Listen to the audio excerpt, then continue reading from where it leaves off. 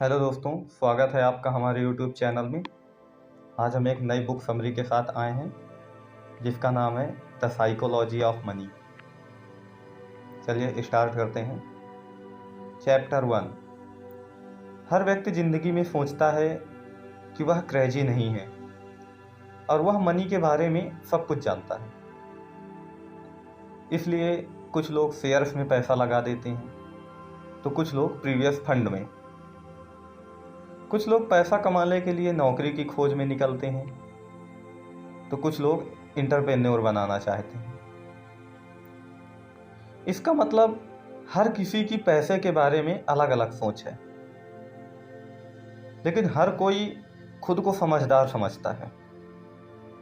इसलिए लेखक ने कहा है कि अपनी लिमिट में समझें, उन लोगों को देखें जिन्होंने ज़िंदगी में गरीबी होने के बावजूद पैसे बनाए हैं। देखें आखिर उन्होंने क्या किया है, उनसे प्रेरणा लें। इस बात से इनकार नहीं किया जा सकता कि कुछ लोग पैसों के मामले में लकी होते हैं। जैसे कुछ लोग पैदा ही अमीर घरों में होते हैं। अगर आप बिल गेट्स के घर में पैदा होते तो आप भी अमीर होते।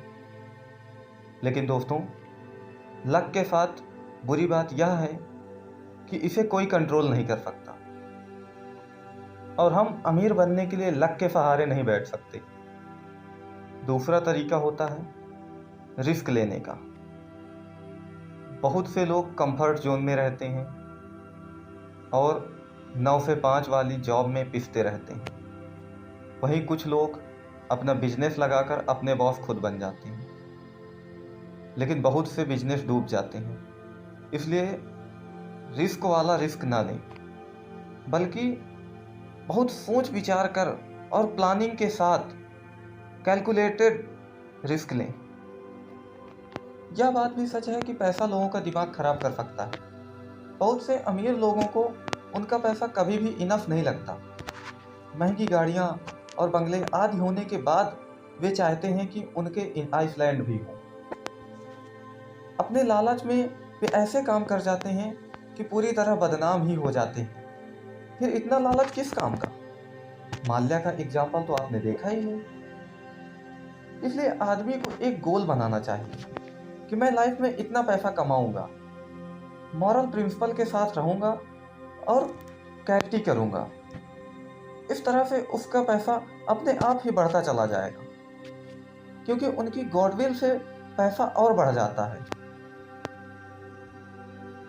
अगला चैप्टर जिसका नाम है कंपाउंडिंग। सबको कंपाउंडिंग के बारे में पता होना चाहिए। ज़्यादातर इन्वेस्टमेंट में सिंपल इंटरेस्ट ही मिलता है। वॉरेन बफेट इसी सिद्धांत से इतने अमीर बने थे, लेकिन उनकी संपत्ति 5-10 साल नहीं, पूरे 75 साल में इतनी हुई है। वे उसे बार बार इन्वेस्ट कर देते थे और ऐसे शेयर चुनते थे जो कई गुना मुनाफा देते हों। इसके अलावा उन्होंने कंपाउंडिंग इंटरेस्ट वाली इन्वेस्टमेंट में ही अपना पैसा लगाया था। बहुत से लोग बहुत सा पैसा कमाने के बाद खो भी देते हैं। ऐसा बहुत से खिलाड़ियों और फिल्मी सितारों के साथ हुआ है, क्योंकि उन्होंने इन्वेस्टमेंट की समझ नहीं थी। ना तो उन्होंने पीएफ करवाई, ना पीपीएफ में लगाया, ना ही रियल एस्टेट में इन्वेस्ट किया, बल्कि अंधाधुंध खर्चा करते गए। उन्हें लगा कि पैसा कभी खत्म ही नहीं होगा। इसलिए पैसे की समझ विकसित करना बहुत जरूरी है। अगर आप एक सिक्का उछालो तो जरूरी नहीं कि आपकी जीत हो जाए, लेकिन उसे बार बार उछालोगे तो पॉसिबिलिटी है कि आप सफल हो जाओगे। इसी तरह किसी काम को बार बार करते रहो, पहली बार ही सफलता नहीं मिलती। अगर बिजनेस पहली बार फेल हो गया हो तो फिर से ट्राई करें और तब तक ट्राई करते रहो जब तक सफल ना हो जाओ। ऐसे ही अगर आपका ब्लॉग है तो तब तक लिखते रहो जब तक वह सफल ना हो जाए। फिर चाहे 1 साल लगे या 2, लगे रहो। असली पैसा वो होता है जो आपको टाइम से आज़ादी दे। कुछ लोग पैसा तो कमाते हैं, लेकिन दिन भर खपते रहते हैं। उनके पास एंजॉय करने का टाइम ही नहीं बचता।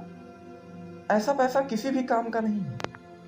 अगर आपके पास पैसा है तो आप बहुत से कामों को आउटसोर्स कर सकते हैं। यह कितनी अजीब बात है। जब भी हम किसी महंगी गाड़ी को देखते हैं तो हम यही कहते हैं, वाह कितनी कूल गाड़ी है। हम कभी भी उसके मालिक की तारीफ नहीं करते और यह नहीं कहते, वाह कितना कूल व्यक्ति है। ऐसा ही हमारे साथ होगा। अगर हम किसी महंगी गाड़ी को खरीद लें तो लोग सिर्फ गाड़ी की तारीफ करेंगे, हमारी नहीं। वे हमसे केवल ईर्ष्या करेंगे। इसलिए मटेरियलिस्टिक चीज़ों के पीछे इतना ना भागें। अगर ज़्यादा पैसा है तो उससे नए एक्सपीरियंस हासिल करें, किसी की हेल्प करें, कहीं घूमने जाएं आदि, जिनसे आपको लाइफ टाइम के लिए अच्छी मेमोरीज बन जाएंगी। और यही असली खुशी का राज है। अमीरी वो है जो नज़र आती है, जैसे महंगी गाड़ियाँ, बंगले, ब्रांडेड कपड़े, लेकिन वेल्थ नज़र नहीं आती, जैसे इन्वेस्टमेंट, प्रॉपर्टी, बिजनेस आदि। अगर आपके दोस्त ने जिसकी इनकम आपके जितनी ही है 10 लाख की कार ली है तो देखने से वह अमीर लगेगा, लेकिन उसके पास अब आपकी तुलना में 10 लाख कम होंगे। इसलिए वेल्थी बनने की कोशिश करें, अमीर दिखने की नहीं। बचत करने के मामले में 3 तरह के लोग पाए जाते हैं। पहले वो जो सोचते हैं उन्हें बचत करने की ज़रूरत नहीं है। दूसरे वो जो सोचते हैं वे बचत नहीं कर सकते। तीसरे वे जो बचत करते हैं। वक्त के साथ तीसरे बहुत वेल्दी बन जाते हैं, उनका बुढ़ापा आराम से कटता है, लेकिन बाकी उम्र भर तंगहाली का जीवन व्यतीत करते हैं और दूसरों पर निर्भर रहते हैं। वे स्वभाव से बहुत कड़वे भी हो जाते हैं। इसलिए आज से ही बचत करना सीखें और बचे हुए पैसों को इन्वेस्ट करें। कुछ लोग इतना सोच विचार करते हैं कि कुछ कर ही नहीं पाते। वे रेन्यूएशन होने के चक्कर में चीज में परफेक्शन लाने की सोचते हैं। थोड़ी सी भी कमी रहने पर काम को आगे नहीं बढ़ाते। ऐसा करने के बजाय आप यह देखें कि आपने जो प्लान किया है उससे काम चल जाएगा या नहीं। लाखों कमाने वाले ब्लॉग के बारे में सोचते रहने से अच्छा है कि शुरू में हजारों कमाने वाला ब्लॉग लगाया जाए, फिर चाहे उसमें कोई कमी ही क्यों न रह गई हो। एक बार आप पहला ब्लॉग लगा लें, उसके बाद उससे जो थोड़ी इनकम होगी उसे इन्वेस्ट करके दूसरे ब्लॉग शुरू कर लें। ऐसे ही स्टॉक में लॉन्ग टर्म के लिए इन्वेस्ट करें, क्योंकि उनमें हर महीने उतार चढ़ाव आते रहते हैं, लेकिन लंबे समय में वे प्रॉफिट ही देते हैं। इंसान को जिंदगी में हमेशा सरप्राइज के लिए तैयार रहना चाहिए। ऐसा ही पैसे को लेकर भी सरप्राइज मिल सकता है। बहुत से लोग कोरोना से पहले शेयर मार्केट में बहुत अच्छा पैसा कमा रहे थे, लेकिन अचानक कोरोना आ गया और सारा मार्केट धड़ाम से गिर गया।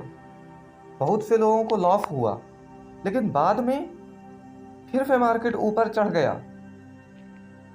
ऐसे ही किसी कंपनी जिसे आप बहुत अच्छा समझ रहे हों और उसमें कोई घोटाला कर दे तो वह डूब जाती है और आपका पैसा भी डूब जाता है। इसलिए हमेशा चौकन्ने रहें।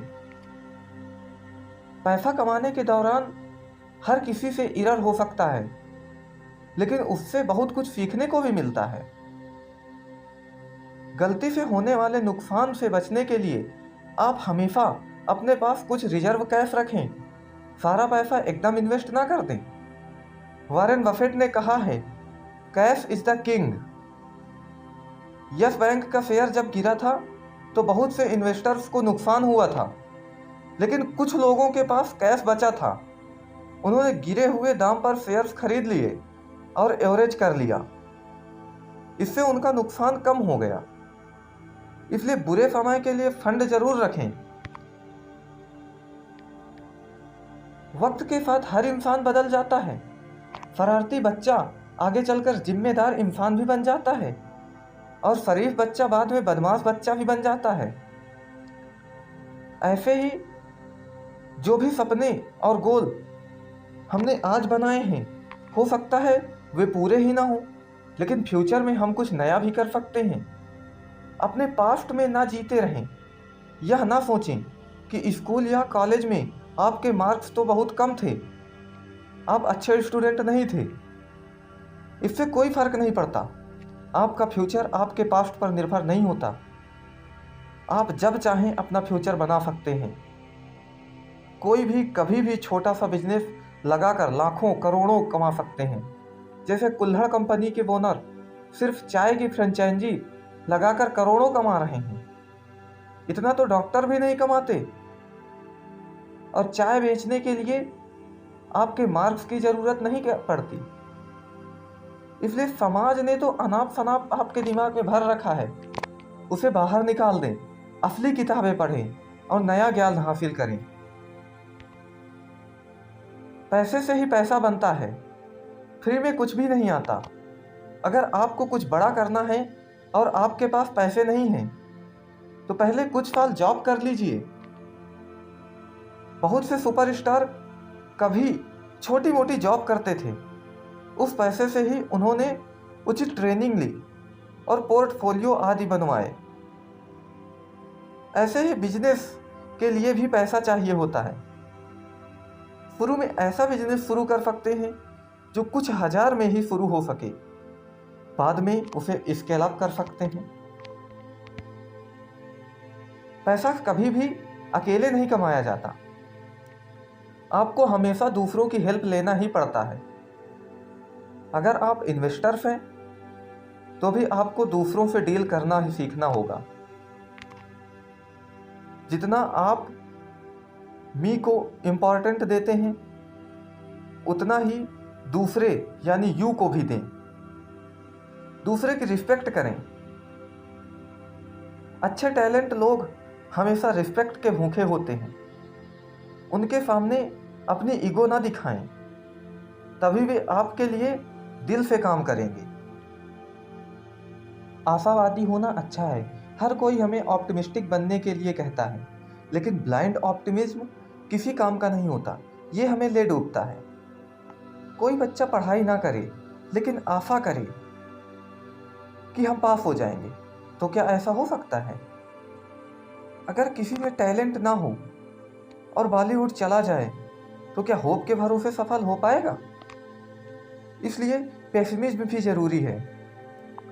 यह देखें कि कौन सा काम मुश्किल है या आसानी से नहीं होगा, फिर उसमें अपनी स्किल डेवलप करें, लगातार मेहनत करें। इसलिए ऑप्टिमिज्म और पेसिमिज्म में बैलेंस बना कर रखें, तभी सफल होंगे। हमारी कॉग्निशन यानी समझने की शक्ति में हमेशा एरर होता है। जैसे बहुत से लोग न्यूज़ में सुनते हैं, उसे सच मान लेते हैं, जबकि उसमें ज़्यादातर चीज़ें मैनिपुलेटेड की गई होती हैं। ऐसे ही न्यूज़पेपर में कई बार कंपनीज गलत लेख पब्लिश करवा देती हैं ताकि लोग उनके शेयर को खरीद सकें। बाद में वे डूब जाते हैं। इसलिए हर चीज़ पर आंख बंद करके विश्वास ना करें। खुद कंपनीज की बैलेंस शीट आदि डॉक्यूमेंट्स एनालाइज करें। इस चैप्टर के ऊपर दिए गए चैप्टर को समरीज किया गया है और कुछ टिप्स दिए गए हैं, जैसे कि हमेशा हम्बल रहें, ईगो ना पालें, ऐसे फाइनेंशियल डिसीजन लें जिनसे आपको मेंटल पीस लगे, टाइम की पावर को समझें। एकदम से कोई रिच नहीं बनता। फेलियर को एक्सेप्ट करना सीखें, कभी हिम्मत ना हारें। इन्वेस्टमेंट की आदत बनाएं, रिच होते हुए भी साधु की तरह शांत रहें। पूरी सैलरी मौज मस्ती में ना उड़ा दें। हमेशा अपने खर्चे कम रखें। लो कॉस्ट चीज़ें में खुशी ढूंढें, जैसे एक्सरसाइज, रीडिंग, लर्निंग, हॉबीज आदि। कभी भी कर्ज लेकर घर ना खरीदें। पहले आपकी एफडी करके कुछ सालों तक बढ़ने दें। इन्वेस्टमेंट की आदत डालें। अपने बच्चों के लिए उचित प्लान या फंड इन्वेस्ट करें ताकि बाद में उनकी पढ़ाई या शादी में काम आए। तो धन्यवाद दोस्तों। कैसी लगी आपको ये बुक समरी? अगर पसंद आई है तो वीडियो को लाइक करें, चैनल को हमारे सब्सक्राइब करें और आने वाली वीडियो को ज़रूर देखें। धन्यवाद।